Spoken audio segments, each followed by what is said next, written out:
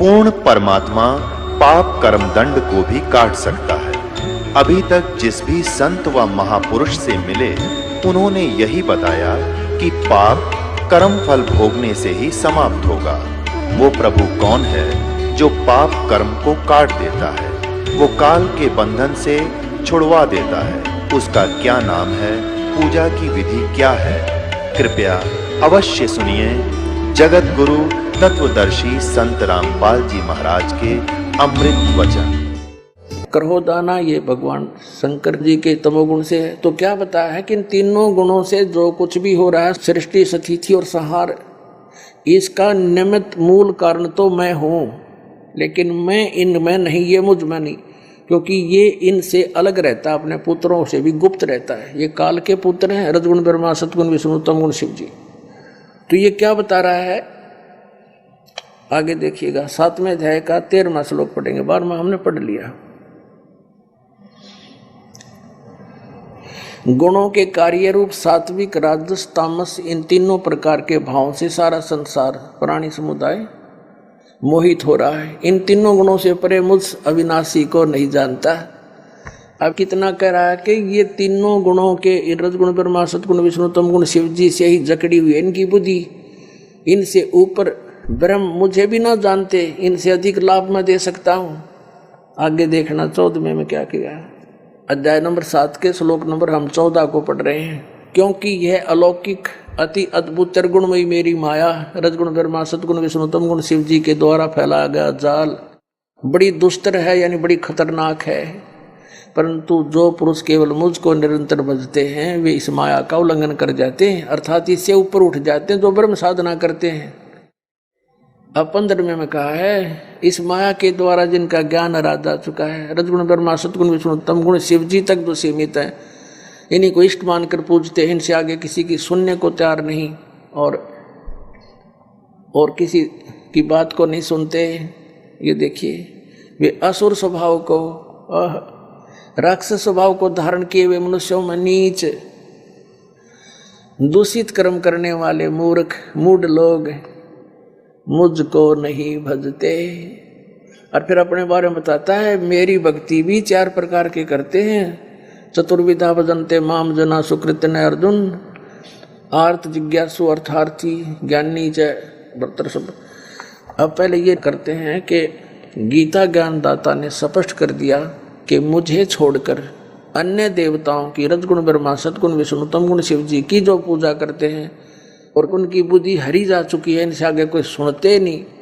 जैसे ये आचार्य शंकराचार्य, ये जितने भी पवित्र हिंदू धर्म के धर्मगुरु हैं, ये विष्णु जी शंकर जी और श्री कृष्ण जी पर हमारी बुद्धि को सीमित कर दिया। हम इन तागे किसी की सुनना चार नहीं, कट मरे एक दूसरे के साथ हैं।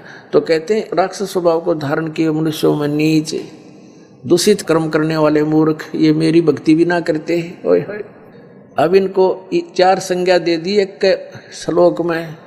राक्षस स्वभाव को धारण किए हुए मनुष्यों में नीच दूषित कर्म करने वाले मूर्ख। अब थोड़ा सा प्रमाण देते हैं। जैसे हिरण्यकशिपु ने रजगुण ब्रह्मा की पूजा करी थी, अपने पुत्र का शत्रु हो गया, हल्दी की गांठ पाकर पंसारी बन गया और सबको कह दिया मेरी भक्ति करो।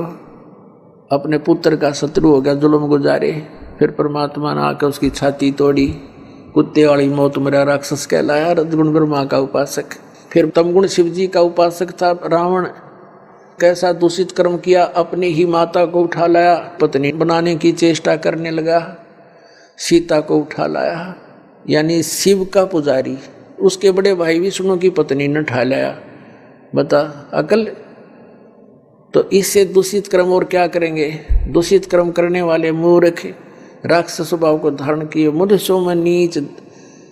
तो चारों उपमा इनके ऊपर फिट होगी। रावण कुत्ते वाली मौत मरा, राक्षस कहलाया। एक भस्मागिरी नाम का तपस्वी था, भगवान तमोगुण शंकर का उपासक। उसके द्वार के सामने, गेट के सामने ऊपर ने पैर करके नीचे ने सिरासन तपस्या शुरू कर दी, हठयोग। एक दिन पार्वती ने कहा कि भगवान आपका उपासक क्या मांगता दे दो, आप तो समर्थ है। तो शिव जी ने पूछा कि बोल भाई क्या मांगते हो भस्मागिरी। भस्मागिरी ने कहा भगवान वचनबद्ध हो जाओ तो मांगो। शंकर भगवान ने कहा ठीक है भाई तथास्तु, हो गया वचनबद्ध बोल। एकदम खड़ा हो गया, सीधा ऊपर ने सिर करके कहने लगा भगवान ये भस्म कड़ा दे दो जो अपना हाथ में पहन रखे है। भगवान श्री शंकर जी ने सोचा साधु संत है, जंगल में रहता है, अपनी रक्षा के लिए मांगता होगा, निकाल के दे दिया और वचनबद्ध हो ही गए थे। अब ज्यों ही उस राक्षस के हाथ में वो कड़ा आया, उसी से मैं कह दिया कि होले होशियार शिव जी तुझे मारूंगा, मैं इसलिए साधना कर रहा था और पार्वती को पत्नी बनाऊंगा। हा हा हा हा, एकदम बदल गया तेवर। अब देख लिया भगवान शिव ने भी भाई तो बात बिगड़ गई, चेहरा बदल गया एकदम। तो भगवान शंकर भाग लिए वहां से अपनी जान बचा के। अपने आत्माओं देखो, आगे आगे तो भगवान है और पाछे पुजारी, जा खागड़ा जोटे की तरफ आगे। और ये आज तक हमने मूर्ख बना रहे हैं ये संत, क्योंकि वो मृत्युंजय कालज्य सर्वशक्तिमान महेश्वर सर्वशक्तिमान। बताइए, मृत्युंजय था डर के भाग रहा, कबीर साहब थे मृत्युंजय, उनको ऐसे ऐसे जुल्म गुजारे, तोब लगा दी थी परमात्मा को मारने के लिए, दरिया में डाल दिया था, गंगा में नौका में बैठा ले गया, हथकड़ी बांध कर पैरों में बेड़ी बांध कर और गंगा में डाल दिया। हथकड़ी अपने आप टूट गई, बेड़ी निकल गई हाथों गले से, जल के ऊपर बैठ के भगवान तोब के गोले छोड़ दिए उन दुष्टों ने। 4 पैर 12 घंटे तक तोब के गोले मारते रहे, एक भी निकट नहीं गया। वो थे मृत्युंजय। अब उधर से आगे आगे भगवान शिव जी भाग रहे हैं, पीछे पीछे भस्मागिरी फुल स्पीड पे। अब परमात्मा आकर जान बचाता है इनकी। स्वयं परमेश्वर आए, पार्वती रूप बनाया, उन दोनों के बीच में एक पेड़ के नीचे खड़े हो गए। और भस्मागिरी तो भाग गई, इसलिए रहा था, उसने पार्वती रूप में भगवान ने कहा रुक जाओ रुक जाओ, वो रुक गया। उसने तो और ये भी कह दिया कि अब क्यों डरते हो, तो रुकेगा नहीं, पता नहीं कहाँ जाएगा, जाने दो इसको, आ जाओ बैठो। अब भस्मागिरी के लाड़ पड़े रही थी, उड़े डट गया। तो अब भस्मागिरी से पार्वती रूप में भगवान ने कहा कि कुछ डांस वांस करके दिखा मुझे, ताकि मेरी आत्मा प्रसन्न हो तेरे से। तो वो कहने लगा मैं तपस्वी व्यक्ति, मैंने कभी डांस किया नहीं। तो पार्वती रूप में परमात्मा ने कहा ला मैं सिखाती हूँ, ऐसे कर, इस पैर ने ऐसे कर, इस हाथ ने ऐसे कर, इसने ऐसे कर, और ऊपर कर। जिसमें कड़ा ले रखा था ना वो भस्म कंडा, उसको जब सिर पा लिया भस्मागिरी का, जब कह दिया भस्म, वो भस्मागिरी मर गया। उस कड़े को लेकर विष्णु रूप धारण करके परमेश्वर और शिव जी के सामने काफी दूर आगे खड़े प्रकट हो गए। और शिव जी पीछे देखकर भाग गए और कहा भागले विष्णु भागले, राक्षस ने ऐसे ऐसे मेरे साथ धोखा कर दिया। तो परमात्मा ने कहा विष्णु रूप में कि भोलेनाथ देख यू तेरा कड़ा ले आया मैं। उसका जचा नहीं ये बात, कैसे ले आए आप, कि मैंने उसको मार दिया ऐसे ऐसे पार्वती का रूप बना के, और उसको गंडत नाद नचा के मार दिया है। अब उसका जचा को नहीं ये बात, तब साथ लेकर आए उसको, उसकी राख दिखा ली ना, देखियो मरा पड़ा, यू जल गया। जब दिल की धड़कन ठीक हुई मृत्युंजय की, शंकर भगवान की, अपने आत्मा इससे भी दुष्ट और कौन होंगे, अपनी माँ के ऊपर नीत डिगा दी। और भगवान शंकर को अंतर्यामी के ये नहीं समझ सका, यू राक्षस के सोच लिए बैठा है, और दे दिया कड़ा ठाकर उसका 2 मारो जूत भगा देता वहां से। यदि अंतर्यामी होता समझ जाता पहले ये क्या बकवास सोचे बैठा है, अरे इनकी हम पूजा करने पर ला रखे थे, सारा जीवन बर्बाद करा दिया हमारा। और परमात्मा 600 वर्ष पहले कहा करते 3 देव की जो करते भक्ति उनकी कदे ना हुआ मुक्ति। अब भस्मागिरी से भस्मासुर हो गया, राक्षस कहलाया, और कुत्ते वाली मौत मरा। ऐसे दूषित कर्म, ऐसे जुल्म, अपनी माँ पर नीत डिगा रहा, यानी इष्ट देव रूप में पूजे, उसकी पत्नी पर दोष मन में नीच के, इससे दुष्ट और कौन होगा। फिर तीसरे आते हैं विष्णु के उपासक वैष्णव। एक बार कुंभ का मेला हो गया हरिद्वार की, हर की पेड़ी पर भी का उनका संयोग बन गया।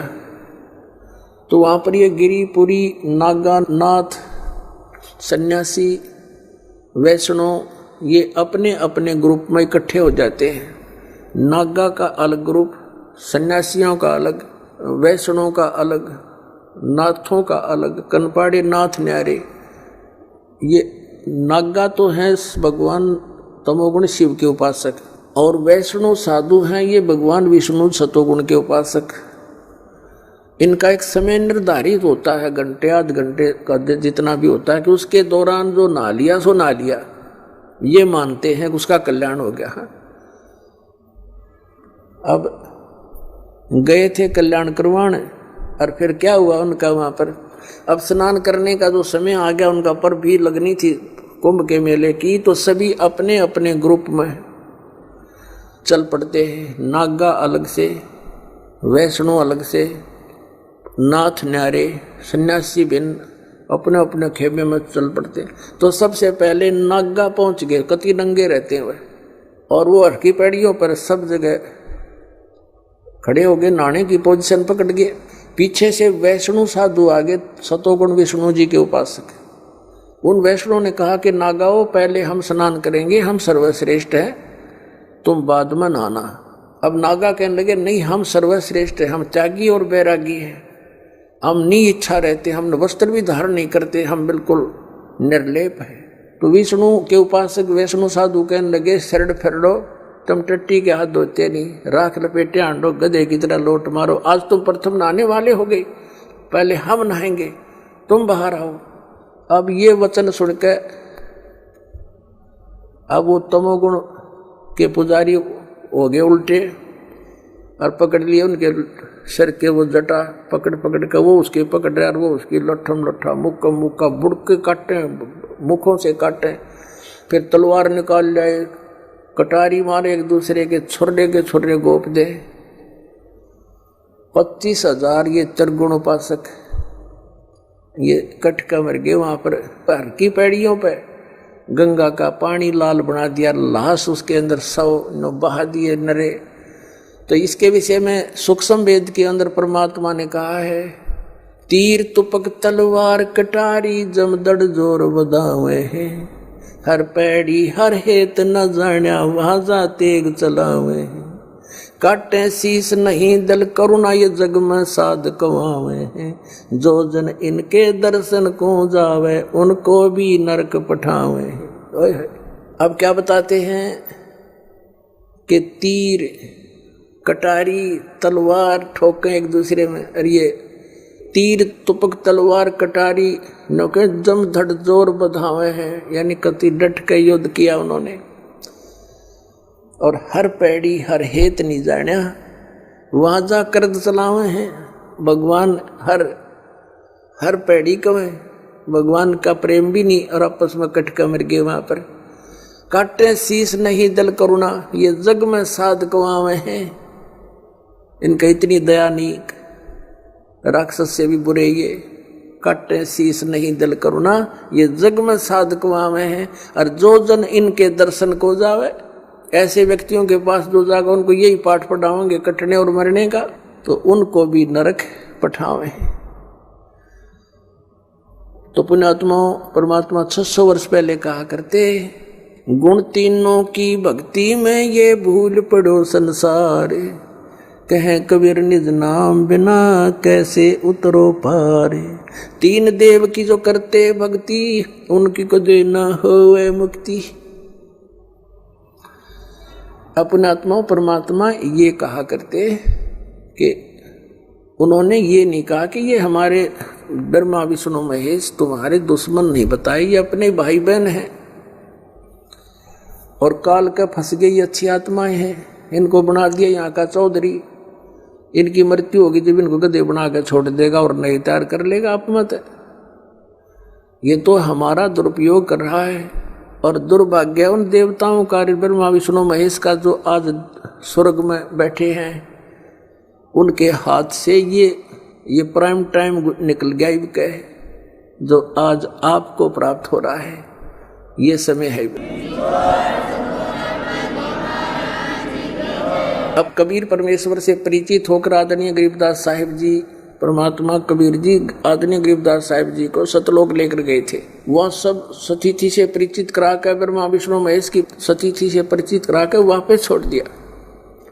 उसके बाद उन्होंने कहा था तीनों देवा कमल दल बसे, ये ब्रह्मा विष्णु महेश, प्रथम इनकी वंदना फिर सुन सतगुरु उपदेश। उन्होंने कहा था कि तीनों ब्रह्मा विष्णु ये तीनों देवा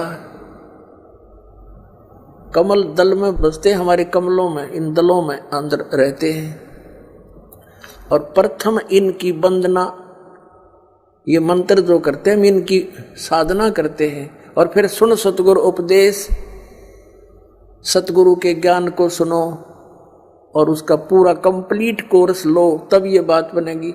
अब ब्रह्मा विष्णु महेश हमारे कोई दुश्मन नहीं है। कई कहते हैं कि आपके गुरुजी तो ब्रह्मा विष्णु महेश को छुड़वाते हैं। ब्रह्मा विष्णु महेश को हम छुड़वा सकते हैं? हम कोई बालक हैं? अब जैसे ऊर्ध्व मूलम अधः शाखम, ऊपर को जड़ वाला, नीचे को तीनों गुण रूपी शाखा वाला, उल्टा लटका हुआ संसार रूपी वृक्ष है। अब इसमें क्या है? ऊपर को जड़ता पूर्ण परमात्मा, नीचे को तीनों गुण रूपी संसार रूपी वृक्ष की शाखा है। तो क्या कोई शाखा को काट देगा बुद्धिमान व्यक्ति? पेड़ की शाखा को कोई काटने की कहेगा कि इसको तो फेंक दो काट के, फिर लटका के करेंगे बाकी का हम? तो कहने का भाव ये है कि जैसे परमात्मा कहा करते कि जैसे हमने भक्ति रूपी पौधा बीजना है और हम नर्सरी से कोई पौधा लाए, कैसे बीजेंगे? उसको गड्ढा खोदेंगे और उस गड्ढे में उसको जड़ों की तरफ से दबाकर मिट्टी में, फिर उस जड़ों की मूल की सिंचाई करेंगे। तो मूल की यानी जड़ की पूजा करेंगे हम, तो वो पौधा पेड़ बनेगा, उसकी टहनियाँ बड़ी बड़ी हो जाएंगी, तीनों गुण रूपी शाखा। तो उन शाखाओं का फल लगेगा, और फल के लिए हम सारा प्रोसेस अपना कर रहे हैं, फल प्राप्ति के लिए हम कर रहे हैं। तो वो हमने तोड़ने नहीं होते, हमने ऐसे करना है, अपनी way of worship according to the spiritual करना है, शास्त्रों के अनुसार करना। देखना, ये समझ लो हम एक पौधा लाए तो ये है बुद्धिमता। जड़ों को गमले में यानी मिट्टी में डाला, दबा दिया और पूजा शुरू कर दी, सिंचाई। ये जड़ कबीर परमात्मा है इस संसार रूपी वृक्ष की। अब ये हमने जड़ों को पूजना है, इन ब्रह्मा विष्णु महेश की पूजा नहीं कर। हम क्या कर रहे हैं? ऐसे कर रहे हैं। ये बता बालका वाला काम कर रखे हमने, हंसी नहीं आवे। हम ऐसी पूजा कर रहे हैं, उल्टा काम कर लिया हमने। ब्रह्मा विष्णु महेश को हम इष्ट रूप में पूज रहे हैं, गमले में ला दिए ब्रह्मा विष्णु महेश और ये पूजा कर रहे हैं। तो कोई क्या कहेगा? समझदार व्यक्ति ने घर सीधा कर ले इसने, और वो लड़े, हट जा दूर, खबरदार तूने क्या कर दिया। अब देखो जड़ छोड़ दी हमने, अब जड़ ऊपर रहेगी तो भक्ति रूपी पौधा सूख गया। ये यूजलेस है, ये शास्त्र विधि को त्याग कर शास्त्र विरुद्ध साधना है, ये उल्टा बीजा हुआ भक्ति रूपी पौधा। और हमने ऐसे करने को कहा, तो इसमें इसकी पूजा करेंगे भगवान कबीर साहब की, फिर हमारे शास्त्र अनुकूल कर्म बनेंगे। शास्त्र अनुकूल संस्कार होने से ये फल ब्रह्मा विष्णु महेश ने देना हमारे को, क्योंकि यहाँ के ये प्रधान है, इबिन का फल लगेंगे। अब इसका प्रमाण देते हैं। अपने आत्मा परमात्मा ये कहा करते, तुम साधना ठीक करो और फिर आपको लाभ होगा पूरा। अब तुम साधना कर रहे हो उनकी जो आपको कुछ दे ही नहीं सकते। अब जैसे आप किसी फैक्ट्री मालिक की नौकरी कर रहे हो, तो नौकरी उसकी कर रहे हो, आपकी हाजिरी लगकर तनख्वाह बनकर कैशियर के पास आती है, अकाउंटेंट के पास आती है। अब तनख्वाह तो देंगे अकाउंटेंट और वो कैशियर, लेकिन वो देंगे आपका वर्क डन, और वो भी उस मालिक की मजदूरी करोगे। तो यदि उस आप लागे अकाउंटेंट और कैशियर की जूते साफ करन, उसकी प्लेट धोना, वह नौकरी दी छोड़ आपने, वो खाक देंगे आपको, जो कहें भाजत चाह बिना प्याओ टाइम पे। तो इसी प्रकार हमने पूजा तो करनी है, मजदूरी तो करनी, इष्ट रूप में तो पूजना परमपिता को। कबीर साहब को, और फिर उससे बनेंगे हमारे शास्त्र अनुकूल जितने भी शुभ संस्कार फिर देंगे। यही यहाँ पर जब तक आप यहाँ रहोगे तो यहाँ के ये प्रधान है, इन्होंने हमारा वर्क डन देना है। जैसा कर्म करेगा फल देगा भगवान, इनका ये आखिरी विधान था। तो ये भगवान तो वर्क डन ही दे सकते, इसमें ऐड नहीं कर सकते। और फैक्ट्री मालिक मनमाना करा के दे तोहफे में, यानी परमात्मा हमारे मालिक हैं, मालिक तो कुछ भी दे सकता है। अब और थोड़ा सा दिखाते हैं क्योंकि कंसेप्ट इससे जुड़ा हुआ है। इसी गीता जी अध्याय नंबर 3 के, ये श्रीमद् भगवद गीता अध्याय नंबर 3 के आपको दिखाते हैं श्लोक 10 से लेकर 15। ये देखिएगा, श्रीमद् भगवद गीता अध्याय नंबर 3 के और श्लोक नंबर 10। प्रजापति ब्रह्मा ने कल्प के आदि में यज्ञ सहित प्रजाओं को रचकर कहा था, तुम लोग इस यज्ञ के द्वारा, यज्ञ माने धार्मिक अनुष्ठान, शास्त्र अनुकूल वृद्धि को प्राप्त हो। यह यज्ञ तुम लोगों को इच्छित भोग प्रदान करने वाली हो। 11वें में कहा है, यज्ञ के द्वारा देवताओं को उन्नत करो और वो देवता तुम लोगों को उन्नत करें। इस प्रकार निस्वार्थ भाव से एक दूसरे को उन्नत करते हुए तुम लोग कल्याण को प्राप्त हो जाओगे। 12वें में फिर कहा है, यज्ञ के द्वारा बढ़ाए गए देवता, बताओ देवता ने क्या हम पकड़ कर बढ़ावांगे, खींच कर बढ़ावांगे उन्हें। अब ये विधि बता रखी है कि शास्त्र अनुकूल साधना करने से, जड़ की पूजा करने से ये तीनों देवता रूपी शाखा बढ़ जाएंगी, बड़ी हो जाएंगी, फिर ये फल देंगे। देखिए, यज्ञ के द्वारा, शास्त्र अनुकूल साधना के द्वारा बढ़ाए हुए यानी बढ़े हुए देवता, ये तीनों शाखाएं तुम लोगों के बिना मांगे ही इच्छित भोग निश्चित देते रहेंगे। उन देवताओं को दिए हुए भोगों को जो पुरुष उनके बिना दिए स्वयं भोगता है वह चोर है। अब क्या सिद्ध हो गया कि जैसे हम मूल की पूजा करेंगे, मूल की यानी जड़ की पूजा करने से टहनी बड़ी हो जाएंगी, ये देवता बढ़ गए, बड़े होकर ये फलों से लथपथ हो जाएंगी, ये टहनी बिना मांगे देंगे अपने आप, क्योंकि हम मूल की पूजा कर रहे हैं तो अपने आप इनका बस की बात नहीं, देने पड़ेंगे फल हमारे को। आगे देखो, और जो फिर कहते हैं धर्म दान नहीं करते तो वो तो चोर हैं, वो फिर स्वयं भोगता है बिना गुण को दिए यानी बिना कुछ दान किए तो चोर है। 13वें में कहा है, यज्ञ से बचे हुए अन्न को खाने वाले श्रेष्ठ पुरुष सब पापों से मुक्त हो जाते हैं, और जो पापी लोग अपने शरीर पोषण के लिए ही अन्न पकाते हैं वे तो पाप ही खाते हैं। इसका कहने का भाव अर्थ यह है, अपने आत्माओं, यहाँ पर सतलोक आश्रम बरवाला जिला हिसार हरियाणा में पूरे विश्व में एक ये स्थान है जहाँ शास्त्र अनुकूल साधना होती है।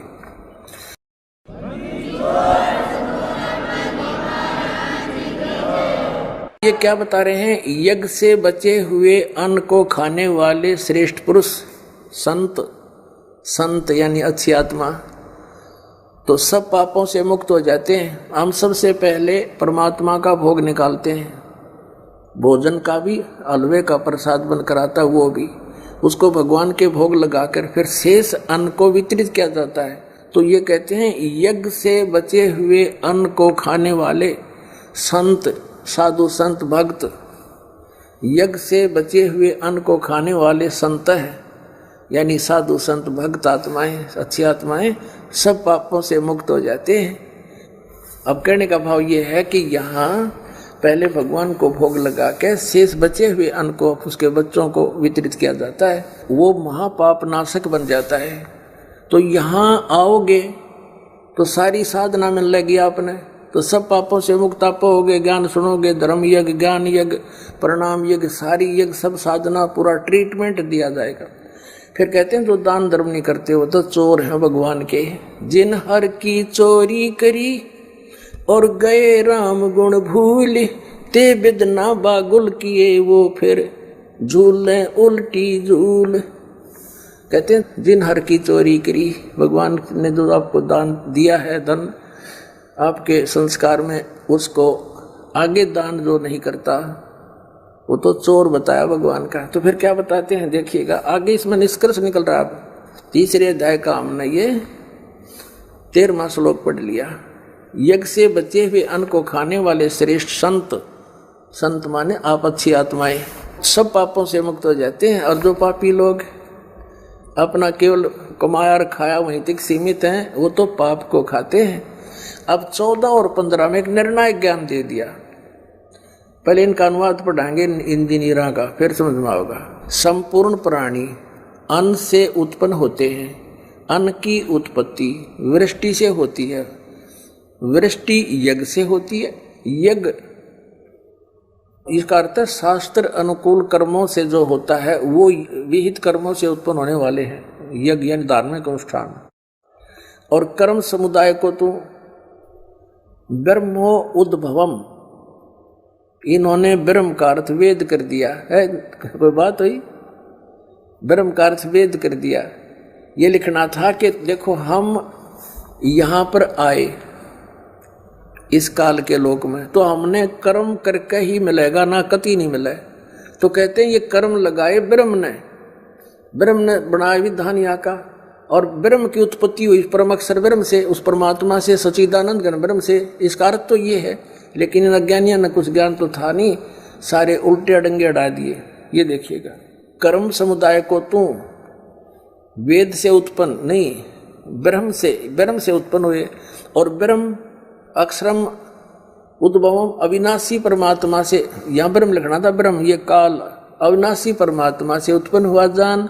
इससे सिद्ध होता है कि सर्वगतम ब्रह्म, सर्वगतम माने सर्वव्यापी परमात्मा, सबका मालिक, सदा ही यज्ञों में प्रतिष्ठित है। वो इष्ट रूप में पूज्य है, वही प्रतिष्ठित है सभी यज्ञों में, उसको इष्ट मानकर पूजा करनी चाहिए। इसका निष्कर्ष ये निकल गया। अब हम उस परमात्मा को इष्ट मानकर पूजा करेंगे तो हमारी शास्त्र अनुकूल साधना होगी।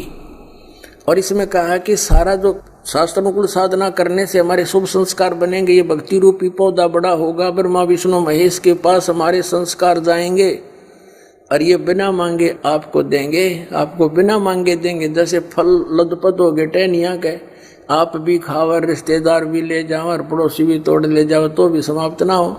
तो इतना इस प्रकार हमारा ये पूरा भक्ति क्रम पूरा होता है। तो हम आपको सबसे पहले परमात्मा ने कहा है कि तीनों देवा इन कमल दलों में बसे, ये ब्रह्मा विष्णु महेश, और प्रथम इनकी वंदना, और फिर सतगुरु उपदेश। तो हम इनकी पूजा नहीं कर रहे, हम किसी का किराया दे रहे हैं। जैसे हम टैक्स भर रहे हैं बिजली का, हम बिल भर रहे हैं इसका, टेलीफोन का, वो पूजा थोड़ी कर रहे हैं, वो तो हम उनको दे रहे हैं। तो हमें हमारी सुविधाएं जारी रखेंगे, नहीं देंगे तो कनेक्शन काट देंगे। तो हम शास्त्र अनुकूल साधना कंप्लीट कोर्स ना करके अपनी अपनी डफली पीट रहे हैं, जिस कारण से हम परमात्मा से मिलने वाली साधना से वंचित होकर के हम नास्तिक होते जा रहे थे। अब परमात्मा ने दया करी आपके ऊपर और इस दास के ऊपर। इस दास को बनाया वो तत्वदर्शी संत, और जो ज्ञान परमात्मा 600 वर्ष पहले छुपा गए थे खजाना, इस दास को चाबी दे दी। अब दास ने खोल दिया उसके बच्चों के सामने, अब खाओ और खर्चो, चलो सतलोक में।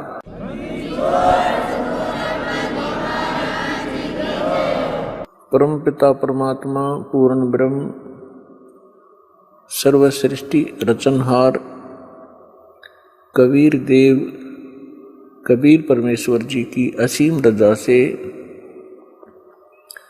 आप सभी पुण्यात्माएं सत्संग सुनने के लिए उपस्थित हुए।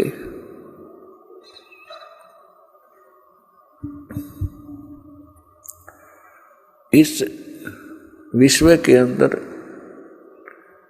प्रथम तो मानव जन्म दुर्लभ है, और दूसरा सतगुरु सत्संग मिलना ये उससे भी दुर्लभ है। तो आप पुण्यात्माओं को वो दोनों ही पदार्थ सुलभ हैं। मानव शरीर प्राप्त है, सतगुरु और सत्संग प्राप्त है। तो पुण्यात्माओं, आप बहुत ही पुण्यकर्मी प्राणी हैं। यदि सतगुरु नहीं मिलते, आप कितने ही पुण्यकर्मी होते, आपके सभी पुण्य एक दिन अक्षीण हो जाने थे। ये पूर्व जन्म के जो पुण्य होते हैं, युगों युगों से किए हुए शुभ कर्मों का जो आपका रिजल्ट होता है, परिणाम है, वो संग्रहित होता है और आगे फिर संग्रह करने के यानी पुण्य कमाने के कोई हमें साधन नहीं मिलते हैं। तो उस पुण्यकर्मी प्राणी जो पूर्व जन्म से युगों युगों से पुण्य इकट्ठे किए हुए हैं, उसकी ऐसी स्थिति होती है जैसे इन्वर्टर की बैटरी चार्ज कर ली जाए और चार्ज फुल होगी और फिर चार्जर उसका है नहीं, आगे चार्जर नहीं लगाया या कोई कनेक्शन नहीं है उसका बिजली से, चार्जर भी लगा रखा है तो वो कनेक्शन ठीक ना हो, लाइट ना हो उस स्विच के अंदर, तो फिर क्या कैसा महसूस होता है, कैसे लगता है, उसके साथ कैसा धोखा होता है। बैटरी पूर्व जन्म की चार्ज पहले की चार्ज है, इन्वर्टर चल रहा है, पंखे भी चल रहे हैं, बल्ब भी जग रहे हैं और आगे इन्वर्टर भी लगा हुआ है, आगे चार्जर भी लगा दिखाई दे रहा है, स्विच में लगा रखा है और स्विच में लाइट है नहीं, पावर नहीं है उसके अंदर। तो उसको कब पता चलेगा? जब वो इन्वर्टर की बैटरी डाउन हो जाएगी, झटके मारने लगेगी और झटके मार के वो बंद हो जाएगा। सब सुविधाएं जो बल्ब जग रहे थे, पंखे चल रहे थे, कूलर चल रहे थे, वो एकदम स्टॉप हो जाएंगे, बंद हो जाएंगे। तो पुण्यात्माओं, जो पूर्व जन्म के पुण्यकर्मी आत्माएं हैं, आज कोई डॉक्टर बना है, कोई इंजीनियर बना है, कोई आईएएस आईपीएस पोस्ट पर विद्यमान है, कोई एमएलए एमपी मंत्री मुख्यमंत्री बना है, या कोई अच्छा सेठ साहूकार बना है, या कोई अन्य उसके पास सुविधा उपलब्ध है, और वो पुण्यकर्मी प्राणी जहां भी जिस क्षेत्र में प्रवेश करता है, उसके पुण्यों के आधार से वो उधर ही सफल होना प्रारंभ हो जाता है, क्योंकि उसने पूर्व जन्म की बैटरी वह चार्ज है उसकी। और आगे यदि वो सत्य भक्ति नहीं कर रहा है तो उसका वो पुण्य कर्मों को संग्रह करने का चार्जर नहीं लगा हुआ है,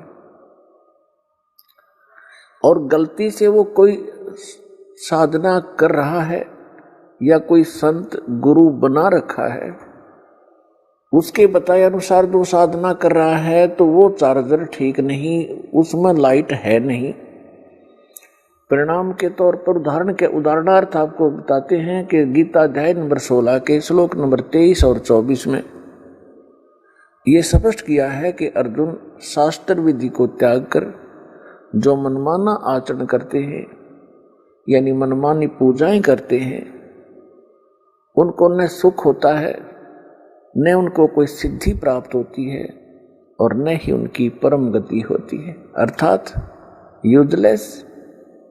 तो उनके साथ वो सचिथि बनी हुई होती है जो कोई नकली इन झूठे गुरुओं से भी संबंधित है।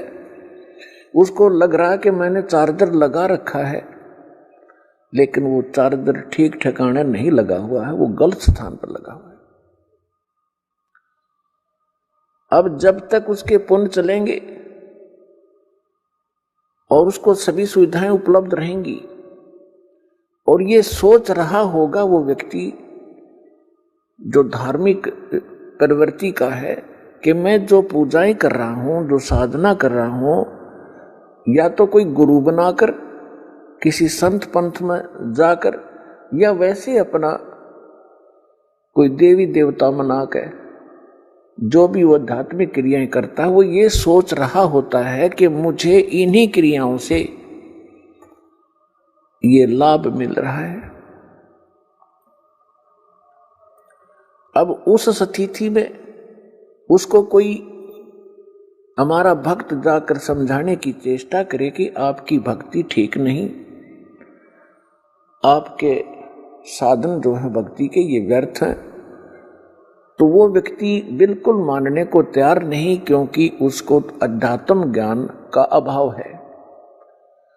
और वो ये कहेगा कि मुझे सब सुविधाएं उपलब्ध हैं, अच्छी पोस्ट है, बच्चे भी अच्छे पढ़ रहे हैं, उनको अच्छी पोस्ट प्राप्त हो गई है, मेरे को सब सुख है, ये मेरे गुरुदेव की कृपा है, मेरे इष्ट देव की कृपा है। तो पुण्यात्माओं, उसको उस समय पता चलेगा जब उसकी पूर्व जन्म की बैटरी समाप्त हो जाएगी, डाउन हो जाएगी, डिस्चार्ज होएगी। उस समय देर बहुत हो चुकी होगी, फिर उसके सामने रोने के अतिरिक्त कुछ भी शेष नहीं बचेगा।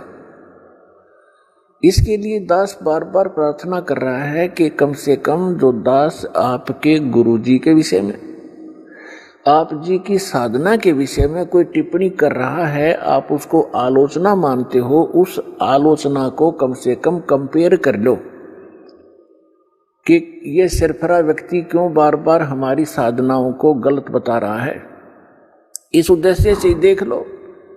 लेकिन इधर सोचना भी पसंद नहीं करते वो भोली आत्माएं। और अब दास देख रहा है, जिनको आज से 10 वर्ष पहले हमने कहा था कि तुम्हारी साधनाएं गलत हैं, उन्होंने बात करना भी पसंद नहीं किया था, आज वही रोते हुए आ रहे हैं कि काश हम उस समय आपकी बात को स्वीकार कर लेते, इतना विनाश ना होता। परमात्मा ये कहते हैं, कोई बात नहीं, पीछे गई सो जान दे, ले रहती को राख, नहीं तो ये रही रही भी जावेगी उस गई गई के साथ। तो परमात्मा ने ये ऐसा ज्ञान दिया है और आपको बुद्धि दी है, मानव समाज को एक विशेष विलक्षण बनाया है आपको, कि आप इस अध्यात्म मार्ग को और सद्ग्रंथों को आसानी से समझ सकते हैं। तो पुण्यात्माओं, जब तक इस प्राणी के पुण्य चलते हैं तब तक तो इसको सब सुविधाएं होती हैं और ये सोचता है कि मैं जो साधनाएं कर रहा हूँ इन्हीं से मैं सब सुख उपलब्ध कर रहा हूँ। लेकिन अब इस तत्व ज्ञान के पैमाने से इसकी रोशनी में आप देखोगे, फिर आपको पता चलेगा कि जिन गुरुओं को आप गुरु मानते थे और सतगुरु मानते थे, वो बिल्कुल नालायक आदमी थे, उनको कख भी पता नहीं। एक टीचर अपने सिलेबस से परिचित नहीं है, उसको टीचर कहा जा रहा है, क्योंकि विद्यार्थी को अगर ये इतना ज्ञान हो कि वो टीचर को ही पहचान ले, तो वो तो विद्यार्थी रहा ही नहीं। तो टीचर के कोई त्रुटि को टीचर ही बता सकता है। ये दास भी स्पिरिचुअल टीचर है, और जिन गुरुओं से आप संबंधित हैं उनको भी आप स्पिरिचुअल टीचर ही बताते हो, आध्यात्मिक गुरु कहते हो। और दास कहता है कि ये सब झूठे और नकली ज्ञान को प्रचार कर रहे हैं, इनको कोई ज्ञान नहीं अध्यात्म मार्ग का। दास ने कोई शौक नहीं, कोई लालच और लोभ नहीं, या किसी स्वार्थवशी में उनको उनके ज्ञान को और उनकी साधना को गलत बता रहा हूं, एक परमार्थी कर्म कर रहा हूं। जैसे किसी टीचर ने 2 दूना 6 पढ़ा रखा है बच्चों को और सभी ने वही घोट रखा है। अब दूसरा टीचर आता है, वो उनसे पूछता है कि 2 दूना क्या होता है, 2 जमा 2 कितना होता है, या 2 गुना 2 कितना होता है। और वो सभी एक सुर में बोलते हैं 2 गुना 2 6। तो उस टीचर का क्या कर्तव्य बनता है कि नहीं बच्चों, 2 गुना 2 4 होता है, 6 नहीं होता। और वो बच्चे भी विरोध करें कि हमारे टीचर की बेइज्जती करते हो, आप उसको आलोचना करते हो, तो इसका समाधान कैसे हो? तो पुण्यात्माओं, आज दास के साथ वही बना हुआ है। दास कहता है कि आपके टीचर ठीक नहीं, उनको सिलेबस का ज्ञान नहीं, वो आपके जीवन का नाश कर रहे। और उन गुरुओं से भी दास बार बार प्रार्थना कर रहा है कि कम से कम जो दास आपके विषय में बोल रहा है उसका कम से कम आप उसका कुछ प्रतिक्रिया तो करो कि मैं क्यों गलत बता रहा हूं, या मैं गलत बता रहा हूं तो आप बताओ कि आपने ये गलत बोल रहा है, ऐसा नहीं है। तो इससे बुद्धिमान समाज ने खुद सोचना और समझना पड़ेगा। उनका मौन ही उनकी हार बताती है, उनका अज्ञान सिद्ध करती है। तो बुद्धिमान समाज को समझ लेना चाहिए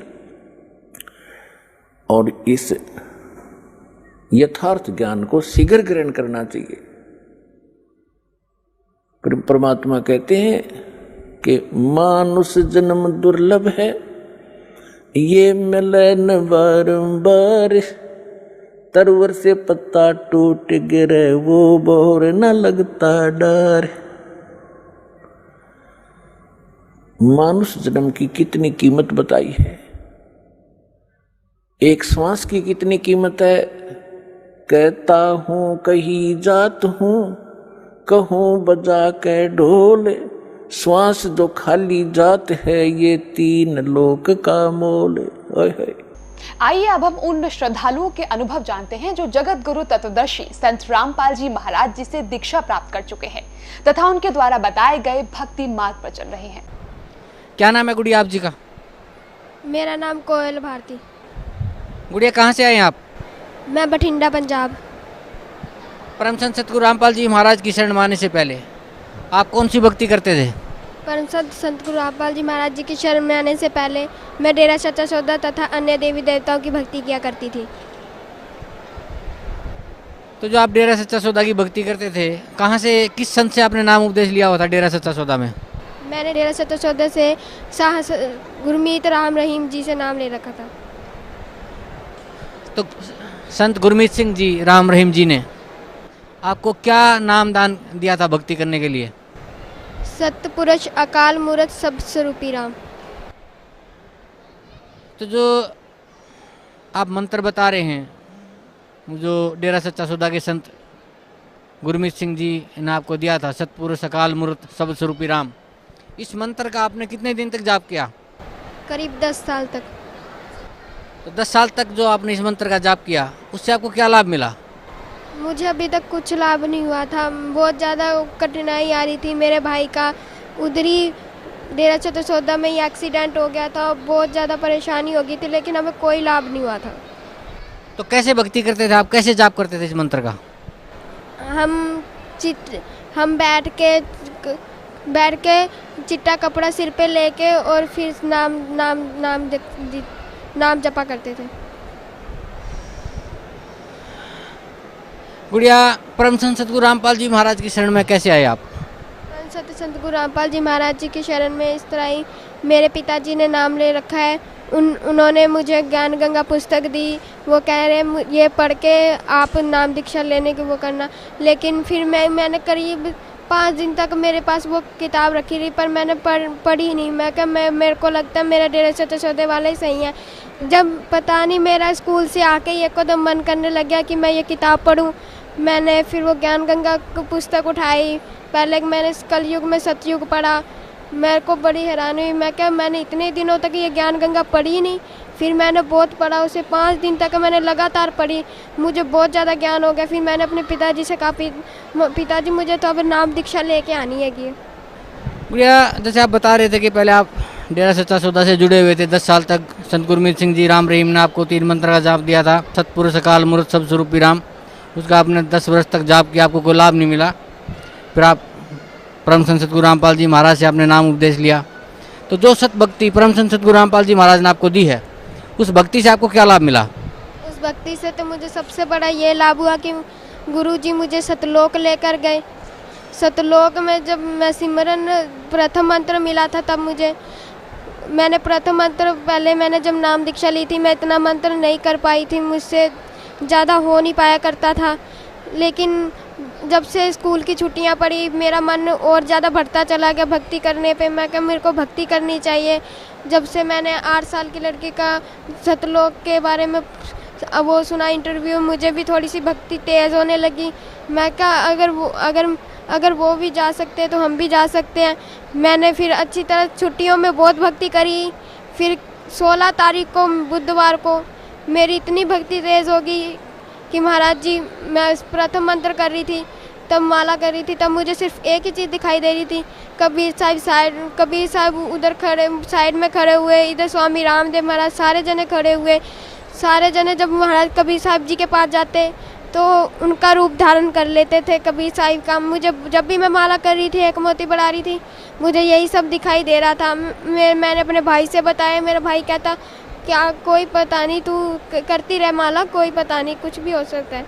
फिर मैं करती रही माला। फिर जब मैं दूसरा मंत्र सतनाम मंत्र करने लगी, तब मैं सिमरन करते करते मैं लेट गई। लेटते लेटते फिर मेरे को नींद आ गई, मैं सो गई। फिर महाराज जी प्रकट हुए। महाराज जी कह रहे कोयल उठ। मैं कहा मम्मी सोने दो। फिर कहते मैं तेरा पापा हूँ। फिर मैं कहा पापा सोने दो। फिर मेरे से कहते मैं पूर्ण परमात्मा हूँ। फिर मैंने उठ के देखा, खुद गुरुजी घर पे प्रकट हुए। मेरे को बड़ी हैरानी हुई, महाराज गुरुजी मेरे घर पे प्रकट हुए। मैंने दंडोतम प्रणाम किया। मैं कब पानी पियोगे गुरुजी कहते नहीं बेटा, आपका तो ब्रह्मांड देखने चलना है। जब मैं ब्रह्मांड देखने, मैं खुश होगी, मैं कब ब्रह्मांड देखने जाना है हमें। फिर मैं पहले हमारा अंदर वाले कमरे में प्रकट हुए थे महाराज जी। फिर हम वहाँ से गायब करके, मेरा हाथ पकड़ के गायब करके मुझे दूसरे कमरे में ला के खड़ा कर दिया। मैं कही ये क्या महाराज जी, आपने मुझे गायब करके इस वाले कमरे में ले आ दिया। महाराज जी कहते मेरी शक्ति इतनी तेज है। मैं क्या फिर महाराज जी पूरे घर में मुझे घुमाया ऐसे गायब करके। फिर मुझे रसोई में ले आए। कहते आप ये घर बेच रहे हो। मैं क्या हाँ। कह रहे कितने का बेचोगे। मैं क्या 10 लाख का बेच रहे हम। फिर गुरुजी कहने लगे ये घर नहीं बेचना। मैं क्या क्यों गुरुजी। फिर गुरुजी कहते जिस घर में मैं प्रकट हो गया हूँ वो घर नहीं रह जाता। फिर मैं क्या हाँ महाराज जी। महाराज जी कहते अब बेचना नहीं। मैं क्या ठीक है महाराज जी। फिर जहाँ हमारा नलका था वहाँ पे पहले पौड़ियाँ नहीं बनी थी, उधर की साइड ईंट रखी हुई थी 2-3, उस पे गुरुजी ने पैर रखा। उस ईंट का रंग बदल गया, सोने जैसी चमक आने लगी उस ईंट में। और पौड़ियाँ बन गई, बहुत लंबी पौड़ियाँ बन गई, बहुत ही ज़्यादा लंबी। उसमें भी इतना प्रकाश आ रहा था पौड़ियों में, मैं बड़ी हैरान थी। मैं कहीं सोने की है कि किसकी है। मैंने पहले पैर रखा, मेरे को डर लग रहा था। मैं क्या पता नहीं कौन सी चीज़ से बनी हुई है। पहले मैं पैर रख के मैंने पीछे हटा लिया। मैं क्या पता नहीं कौन सी चीज़ से बनी है। फिर मैंने हाथ लगा के देखा, उसमें जो मैंने वो चीज़ छुई थी, अभी तक मैंने किसी भी ईंट को छुआ, वो चीज़ अभी तक मुझे दिखाई नहीं दी है। मैंने गुरुजी कहते हैं नहीं बेटा, डरने वाली कोई बात नहीं है, जब तक मैं साथ हूँ बिल्कुल मत डरना। फिर महाराज जी ऊपर पौड़ियों पे ले गए मुझे, चलते गए। फिर स्वर्ग लेके आए महाराज जी, स्वर्ग में मुझे घुमाया। महाराज जी गुरुजी कहते स्वर्ग में घुमाया मुझे। फिर स्वर्ग में जब घूम रहे थे हम, महाराज जी को तो मुड़ने लगे। मैं हैरान रही, मैं क्या उड़ रहे हैं महाराज जी। फिर मैं क्या महाराज जी मैंने भी उड़ना है। महाराज जी कहते फिर आ कोशिश कर। मैं कोशिश बहुत देर तक कोशिश करी, लेकिन मैं उड़ नहीं पाई। फिर गुरुजी नीचे आए, गुरुजी कहते ला हाथ पकड़ा, मैं तुझे अब उड़ाता हूँ। फिर गुरुजी ने उड़ा दिया मुझे पूरी आसमान में हम उड़े। बादू स्वर्ग सारा देखा हमने। स्वर्ग में पहाड़ थे, बहुत कुछ था स्वर्ग में। स्वर्ग घूमा हमने सारा। फिर मेरे को स्वर्ग घूमते घूमते मैं थक गई। मैं कहा मुझे तो भूख लग रही है गुरुजी, मुझे कुछ खाना है। गुरुजी कहते क्या खाना है आपको। मैं क्या मेरे को ना सत्संग में कई दिनों से मैं आ रही हूँ, सत्संग मुझे खीर नहीं मिली, मुझे खीर खानी है। गुरुजी ने ऐसे हाथ करा, इस साइड खीर की कटोरी आ गई और इस साइड अमृत जल आ गया जो इधर मिलता है बोतलों में। फिर पहले तो गुरुजी ने मुझे खिलाई, क्या खाओ बेटा आप। फिर मैंने खाई। फिर मैंने कहा गुरुजी अब आप भी खाओ। फिर गुरुजी ने खाई। फिर हम दोनों ने खीर खा ली। फिर महाराज जी ने मुझे अमृत जल दिया। फिर हमने अमृत जल पी के फिर महाराज जी गुरुजी कहते चलो चले। मैं क्या कहाँ के नर्क देख के आते हैं। जब मैं नर्क में गई, मैं क्या महाराज जी मैं अंदर से नहीं देखूंगी, मैं ऊपर से देखूंगी कैसा हाल है नर्क में। गुरुजी कहते कोई बात नहीं, ऊपर से देख लेना आप। जब मैंने ऊपर से देखा इतना बुरा हाल हुआ पड़ा था, नरक में बहुत बुरा हाल हुआ था। नरक देख के मेरे होश खुल गए थे। मैं क्या, मेरे पिताजी बताया करते थे नरक में वैसा ही सब कुछ है ना, नरक में इतनी बुरी तरह आत्माओं को मार रहे थे ना, बहुत बुरी तरह। मैं वो बातें अब सोचती हूँ ना, मुझे बहुत ज़्यादा रोना आता है। मैं क्या, गुरुजी ऐसे काल के जाल में हम आगे जहाँ में हमें नरक में घुटना पड़ता है, काल हमें खाता है। गुरुजी कहते हैं चल, गुरुजी को जब देखा आत्माओं ने, गुरुजी को कहते हैं बचाओ परमात्मा, बचा ले परमात्मा, पर परमात्मा वहाँ से घूम के स्वर्ग में दोबारा आ गए। गुरुजी कहते हैं मैं कैसे बताऊँ इन्हें। गुरुजी कहते हैं रोना आता है जब इंडिया ऐसे चिल्लाते हैं कि जबरदस्ती खाना खिलाना, वो नहीं खा रहे फिर भी खिला रहे हैं, वो इतनी बुरी तरह मार रहे हैं। मैं कहा गुरुजी अब सतलोक कब लेके जाऊंगी आप मुझे। गुरुजी कहते हैं अभी मेरे पास टाइम नहीं है, रात को 10 बजे चलेंगे। मैं कहा गुरुजी अभी क्या हो गया, कहते टाइम नहीं है बेटा, अब रात को 10 बजे चलेंगे। फिर मैं कहा गुरुजी ठीक है। फिर गुरुजी मुझे वापस घर ले आए। फिर मैंने अपनी मम्मी डैडी को बताया। मम्मी कहती कोई बात नहीं, इसमें रोने वाली बात क्या है। फिर गुरुजी फिर रात को फिर आए दर्शन देने वास्ते। मैं बाहर वाले कमरे में सो रही थी, अंदर गुरुजी प्रकट हुए थे। फिर गुरुजी अंदर देख के आए थे सारा घर, कह रहे कहाँ सो। फिर मेरे को आवाज़ मारी कि कोयल उठ। फिर मैं उठी। गुरुजी कहते हैं बाहर की सो रही, अंदर सोना था। मैं कहा गुरुजी यहाँ पे वहाँ पे गर्मी लगती है, अंदर यहाँ पे ठीक है। गुरुजी कहते कोई बात नहीं, अंदर सोया करो, कूलर अंदर लगा लेना। मैं कहा ठीक है गुरुजी। फिर गुरुजी कहते चलो अपन सतलोक घूम के आते हैं। फिर हम सतलोक गए, वैसी पौड़ियाँ बन गई, वैसा ही स्वर्ग देखा, वैसे ही हमने नरक देखा। इतनी जब हम काल को देखा था ना, काल को दिखाया महाराज जी ने, इतनी दूर खड़े थे, जितना हिसार से बठिंडा दूर है ना, इतनी दूर खड़े थे हम। फिर भी ऐसे लग रहा था जब हम बिल्कुल पास खड़े हो काल के। इतना बड़ा काल था, बहुत ही बड़ा काल था, जितना अपना फेस नहीं है उतना उसकी आँख ही आँख है। इतना बहुत बड़ा था, उसका मैं अनुमान नहीं लगा सकती वो कितना बड़ा था। वो जब हम उसके पास चलते गए वो बड़ा होता चला गया, बहुत ही बड़ा हो गया। फिर एकदम फिर गुरुजी उसके ऊपर से पैर रख के चल गए। फिर जब वो कालों से भूंज के आत्माओं को खा रहा था ना, तब गुरुजी को दिखा के खा रहा था। ये देखो मैं तेरी आत्मा को कैसे खा रहा हूँ। वो आत्माएं सारी चिल्लाने लगी गुरुजी बचा लो मुझे, गुरुजी बचा लो। परमात्मा वो रोने लगे, उसके पर काल के सामने नहीं रोया महाराज जी ने। हम आगे गए तब महाराज जी रोने लगे, कह रहे मैं कैसे बचाऊँ इन सब को, क्या भक्ति करी इन्होंने, कुछ भी नहीं करा। फिर महाराज जी कहते चलो पद सतलोक घूम के आते हैं। फिर हम सतलोक में गए। सतलोक में गुरुजी ने मुझे खेत, दूर से ही हमें खेत दिखाई देने लगे थे। मैं क्या गुरुजी वो क्या है। गुरुजी कहते वो खेत है। मैं क्या है खेत है। जब हम उसके खेत के पास गए तो उनका खेतों का कलर ही अलग था, जो कलर यहाँ पे है ही नहीं क्या, ऐसे कलर थे वहाँ पे। फिर मैंने कहा उधर तितलियाँ थी, मैंने तितलियों के हाथ में जब पकड़ा ना तो हाथ खोल के देखा वो तितली गायब थी मेरे हाथ से। मैं कहा ये तितली कहाँ गई। फिर देखो ऊपर वो उड़ी जा रही, वो रंग बदल गई फिर से दोबारा। मैं कहा गुरुजी ये क्या हो गया। गुरुजी कहते यहाँ पे ऐसे ही है।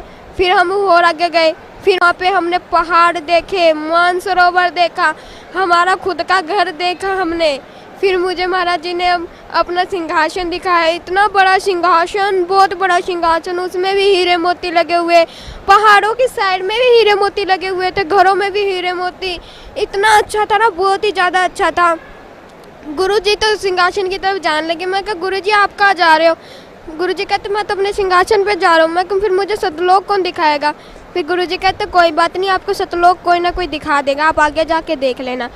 फिर गुरुजी जब सिंहासन की तरफ जा रहे थे, गुरुजी को मैंने दूर से देखा, वो जब सिंहासन पे बैठने लगे एकदम आसमान में उड़ गए। फिर उनकी जब वो उड़े तो उनका शरीर जब नीचे वापस आए तो उनका शरीर अलग था, उनका शरीर बहुत ही अलग था, बहुत ही ज़्यादा। मैं कहा हाँ ये कैसे शरीर महाराज जी का हो गया। मैंने पास में जा ही नहीं पा रही थी, इतना प्रकाश आ रहा था, बहुत ज़्यादा प्रकाश आ रहा था। फिर मैं तो सतलोक घूमती। फिर मैं सतलोक जब देखने लगी, मेरे को डर लग रहा था। मैं क्या सतलोक में पहली बार आई, मुझे कुछ पता नहीं। फिर मुझे ना जाते जाते रास्ते में मुझे आत्मा मिल गई एक।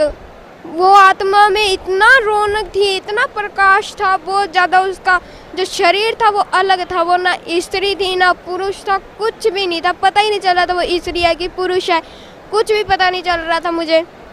फिर वो कहते आप सतलोक में पहली बार आए हो। मैं क्या हाँ मैं पहली बार आई हूँ। वो कहते चलो फिर आपको सतलोक दिखाएं।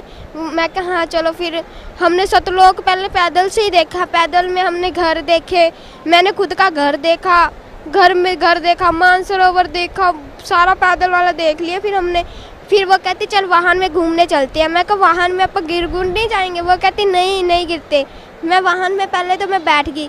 जब उड़ने लग गया, पहाड़ों के बीच में से जा रहा था, मेरे को तो डर लग रहा था। मैं गई हाँ ये पहाड़ों के बीच में से जा रहा, लगता मैं तो आज जाऊंगी, मरूंगी मैं तो आज। मैं बहुत ज़्यादा घबरा गई थी। मैं कहीं पहाड़ के बीच में से लेके जा रही हूँ, मुझे तो डर लग रहा है ऊपर से। फिर वो बात में पूछने लगी आप डरो मत, यहाँ मृत्यु जन्म होता नहीं है। फिर भी मैं कहा होश, आपका शरीर अलग है, मेरा शरीर अलग है। वो कहती कोई बात नहीं होगी मृत्यु जन्म। फिर मैं का विश्वास है नहीं मुझे इतना। वो कहती चल मैं विश्वास दिलाती हूँ। फिर उसने पहाड़ों के बीच में से ही ले गई। मैंने आंखें बंद कर ली। मैं कहा आज तो मैं गई। जब आंखें खोल के देखा, मेरा शरीर में एक भी खरोच नहीं आई थी, थोड़ी सी भी चोट नहीं लगी थी। मैं बड़ी हैरान। मैं कहा यहाँ पे सच्ची मृत्यु जन्म नहीं होता, यहाँ तो सच्ची जो चीज़ पृथ्वी में नहीं है वो चीज़ यहाँ पे है, ना मृत्यु है ना जन्म है। हमने सतलोक ढूंढा। मैं कहा फिर वो कहती अब तू कहाँ जा रही है? मैं कहा मैं तो गुरुजी के पास जा रही हूँ। क्यों? मैं तो गुरुजी से कहूँगी कि मुझे तो अब यहाँ से जाना ही नहीं है। फिर गुरुजी के पास जब मैं गई, गुरुजी बैठे थे, कह रहे क्या हुआ सतलोक देख लिया? मैं कहा हाँ। अच्छा है? मैं कहा बहुत ज़्यादा अच्छा है। फिर गुरुजी कहते चलो अब नीचे चलना है। मैं कहा नीचे कहाँ? क्या पृथ्वी में जाना है? मैं कहा मैं अब नीचे नहीं जाऊँगी किसी भी हालत में। क्या जाना तो पड़ेगा बेटा, ऐसी बात नहीं है, आपको जाना तो पड़ेगा। वो कहते इंटरव्यू देना है आपको। मैं कहा कोई बात नहीं, इंटरव्यू मैं कभी और दे दूंगी, मैंने तो यहीं रहना है। फिर गुरुजी कहते भक्ति कौन करेगा? पिछली भक्ति से तू आ पाई है सतलोक। मैं कहा मैं माला सतलोक में ही ले आती हूँ, यहीं कर लूँगी मैं सिमरन। गुरुजी हंसने लगे। गुरुजी कहते हैं तू माला यहाँ लेके आएगी? ऐसे नहीं हो सकता, ऐसे तो फिर सारी आत्माएं आ सकती है यहाँ पे माला लेके। फिर भी तो अगर तू माला लेके फिर भी आ भी गई तो फिर तू भक्ति कैसे करेगी? मैं क्या कर लूँगी मैं गुरुजी। फिर गुरुजी कहते ऐसे कैसे भक्ति करेगी? तो पूरा दिन तो तू सतलोक में घूमती रहेगी, क्या तू भक्ति करेगी? भक्ति में तेरा मन ही नहीं लगा करेगा। मैं क्या हाँ। कहते देख ले अगर तूने भक्ति थोड़ी सी भी करी नहीं ना भक्ति, तो तुझे भी काल वैसी खाएगा जैसे उन आत्मा को खाता था। मैं क्या नहीं ऐसे थोड़ी ना खा लेगा मुझे। फिर वो कहा नहीं ऐसे खा सकता है, खाने में क्या गए। मैं कहा चलो ठीक है, मैं नीचे चली जाती हूँ। जब मैं वापस महाराज जी फिर कह रहे चलो नीचे जाना है। फिर मैं कहा ठीक है मैं आ रही। फिर जब वो मैं जा रही थी नीचे आ रही थी वापस, तो मेरी जो फ्रेंड थी जो मिली थी मुझे आत्मा, वो कह रही थी अब कब आएगी? मैं कहा आऊँगी, पक्का आऊँगी, अब की बार मैं हमेशा के लिए आऊँगी। वो कहती अच्छा पक्का आना, फिर अब मैं यहाँ पर रोज़ घूमा करेंगे। मैं कहा हाँ। वो कहती पक्का आएगी ना? मैं कहा हाँ पक्का आऊँगी, 100% आऊँगी। फिर वो कहती अच्छा। फिर हम वापस नीचे आए। नीचे मैंने अपने मम्मा डैडी को बताया। मम्मा डैडी कहते ये क्या तू सतलोक घूम भी आई, हमें बताया भी नहीं। मैं क्या मम्मा ऐसी बात नहीं है, आप भी किसी दिन जाओगे। गुड़िया भक्त समाज को क्या संदेश देना चाहते हैं आप? भक्त समाज को मैं यही संदेश देना चाहती हूँ कि आप संत रामपाल जी महाराज जी के शरण में आए और नाम दीक्षा लेके अपना कल्याण करवाएं। मुझे पता है कि नरक में क्या हाल हो रहा था और काल कैसे भूंज के खा रहा था। मैंने सब अपनी आंखों से देखा है, ताई करके मुझे पता है कि क्या हाल हो रहा था, काल कैसे खा रहा था दिखा के, गुरुजी कैसे रो रहे थे, मुझे सब पता है। इस दुनिया में सिर्फ पूर्ण परमात्मा सिर्फ एक ही है जो इस दुनिया में आ चुके हैं। आप इनके शरण में आए और अपना कल्याण करवा ले, नहीं तो कोई पता नहीं। कबीर साहिब अब 600 साल बाद अब ये रूप धारण करके आए हैं कबीर साहिब। अब समझ लो अगर इसके बाद कब आएंगे, ये गोल्डन चांस है। इसको अगर तुमने जीत लिया ना, फिर तुम अब हमेशा के साथ लोग रह सकते हो। अगर ये गोल्डन चांस तुमने छोड़ दिया तो कभी भी तुम रह नहीं सकते। मेरी सिर्फ भक्ति माँ से यही संदेश देना चाहती हूँ कि इधर सतलोक आश्रम बरवाला आए और अपना कल्याण करवाए। जी धन्यवाद आपका, बहुत बहुत धन्यवाद।